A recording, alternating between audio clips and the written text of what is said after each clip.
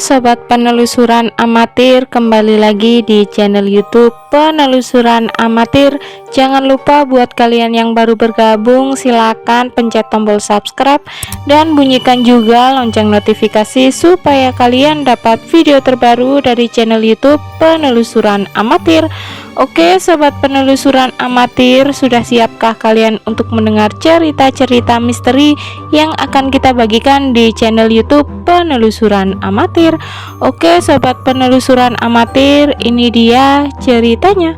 Kisah nyata di balik angkringan pesugihan sate mayit, kamu jangan salah mampir. Di tengah ramainya kota yang gak pernah tidur, berdiri sebuah angkringan yang katanya paling hits di sudut jalan utama yang menyimpan kisah pesugihan. Setiap sore sebelum matahari, pengunjung sudah mulai berdatangan.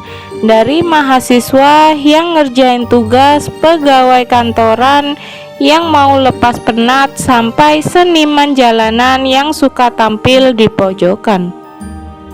Menunya sih sederhana, yaitu nasi kuning, sate usus, gorengan, wedang jahe, teh manis, sampai kopi hitam panas.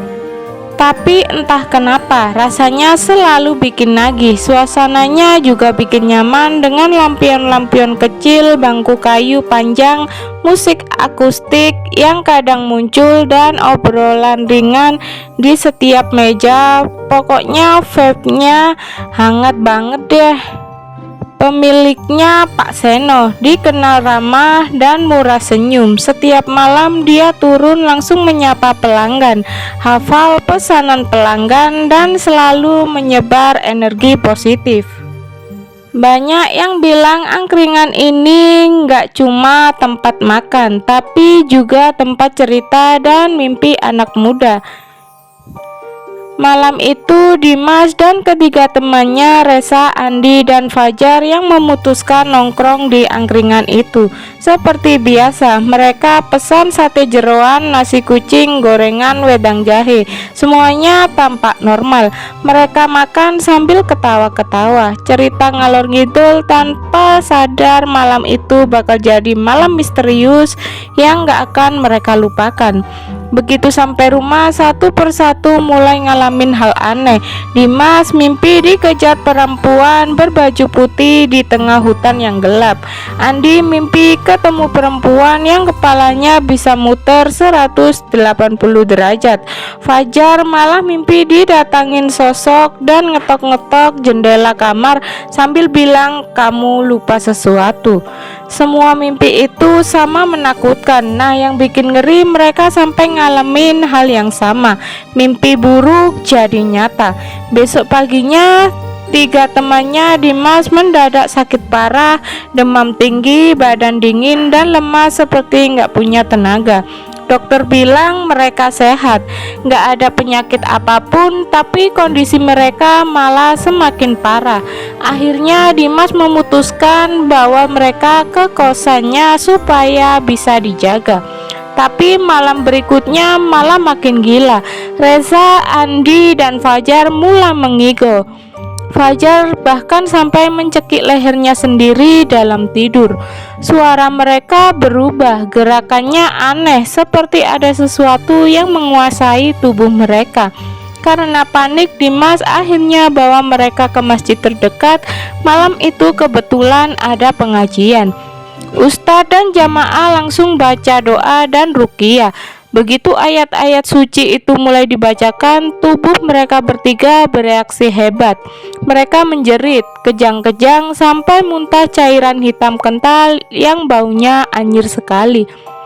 Nah, yang paling bikin semua orang shock, dari mulut mereka keluar potongan daging kecil, bentuknya mirip seperti sate, tapi warnanya semua orang di masjid sontak pucat. Rahasia di balik angkringan sate. Ustadz yang meruqyah mereka akhirnya buka suara. Katanya angkringan yang mereka datangin itu bukan warung biasa. Angkringan itu menggunakan pesugihan sate mayit. Pemiliknya melakukan ritual pesugihan dengan menggunakan daging manusia dari mayat untuk dijadikan bahan sate. Siapapun yang memakannya tanpa sadar jadi tumbal dalam pesugihan itu. Dimas dan teman-temannya langsung lemas.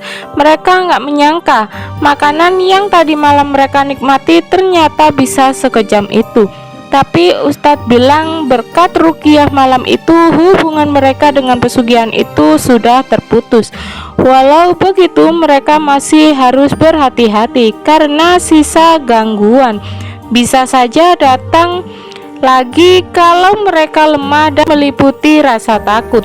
Mereka pun disarankan untuk memperbanyak doa, ayat kursi, dan surat Al-Ikhlas, Al-Falaq, dan Anas setiap malam.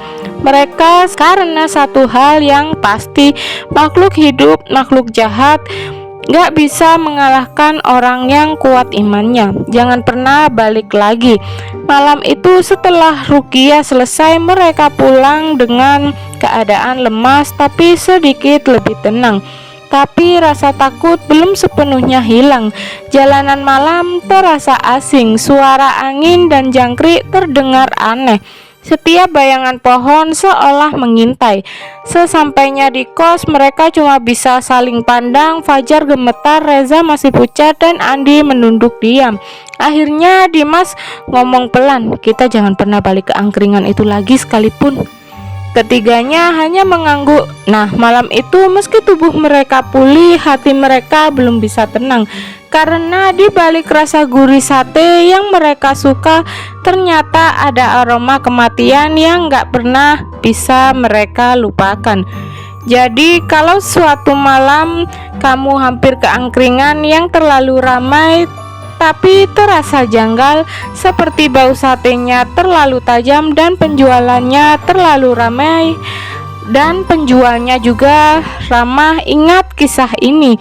Bisa jadi itu bukan angkringan biasa, bisa jadi kamu sedang duduk di angkringan pesugihan sate mayit.